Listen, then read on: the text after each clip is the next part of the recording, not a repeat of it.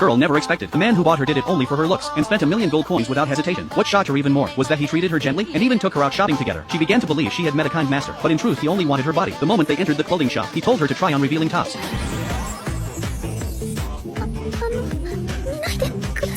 That morning, Jack saw the girl still asleep, so he went to the kitchen to make breakfast. When she woke up she thought, living in such a large place, there must be a rich meal waiting. But to her surprise, the new master lived worse than she did. What he ate looked like slave rations. The girl looked at Jack with pity, which left him confused. Was this not proper food? He then thought back to his childhood. He had always eaten things like this. He assumed everyone ate the same way, even though the food often tasted sour. From past to present, his meals were mostly jerky and moldy bread. He had almost never eaten a real meal. Thinking it over he realized, his life was actually miserable. No wonder the girl looked at him like that. She immediately decided to cook a proper meal for Jack herself. Hearing this, Jack jumped with joy like a child. So he took the girl to a nearby town to buy ingredients. But he had forgotten that he had already spent all his money. When looking for a carriage he suddenly realized he was almost broke. To hide the embarrassment, he said walking was fine sometimes, and could count as exercise. On the road Jack even thought about robbing someone, but worried it would leave a bad impression. Then he thought, maybe selling the castle and opening a shop was better. Just then, a scream came from the distance. They approached carefully, and found bandits attacking a caravan. Jack did not plan to interfere, since bandits were still just people, but seeing the girl look uneasy, he suddenly thought, she may have been taken like this before. To steady her, Jack chose to step in. He raised his hand and summoned lightning, to avoid scaring the girl. He only used magic to threaten the bandits, but one bandit rushed Jack with an axe. Jack crushed the axe with 2 fingers, and flicked the man unconscious. Seeing this the others shouted for their hired mage. The mage made a dramatic entrance, confidently drawing a fire spell in the air.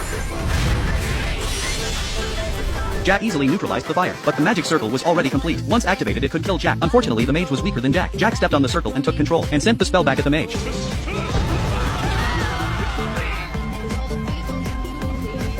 After it was over, Jack probably looked at the girl, but saw fear on her face. Thinking he messed up he hurried to explain, saying he was just handling the situation. The caravan leader stepped forward, and handed him a bag of silver as thanks, and invited him to work as a guard. Jack accepted, because he needed money more than ever. If making money were this easy, he should have helped people earlier. Soon they reached the town. Jack immediately took the girl to a clothing shop to pick fitting clothes. Her current outfit was too loose. The shop owner noticed the color on her neck, and seemed to understand Jack's intent at once. After the first outfit, Jack blushed and said that was not his idea. The owner quickly brought more proper clothes. The girl changed into a simple long dress. Jack asked if she liked it. She said she would wear whatever her master liked. そんなことを言っていると、またさっきのような服を着せられるぞ。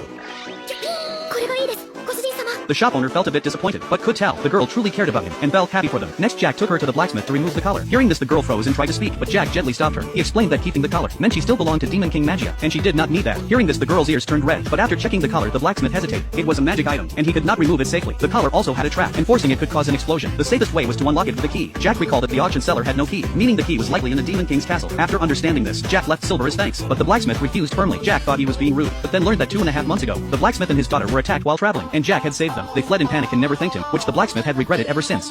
ならこいつはしまっておくが、くだらんことは忘れろ。俺も覚えていない。おいら忘れませんよ。何かあったらいつでも来てください。 After leaving the shop, Jack noticed something strange. People in the town were unusually kind to him. He thought it was because of the girl, not realizing his past presence felt cold and threatening. But now his eyes looked gentle. When they finished shopping it was already evening. It was too late to return to the castle, so Jack took the girl to a restaurant for dinner. Not long after sitting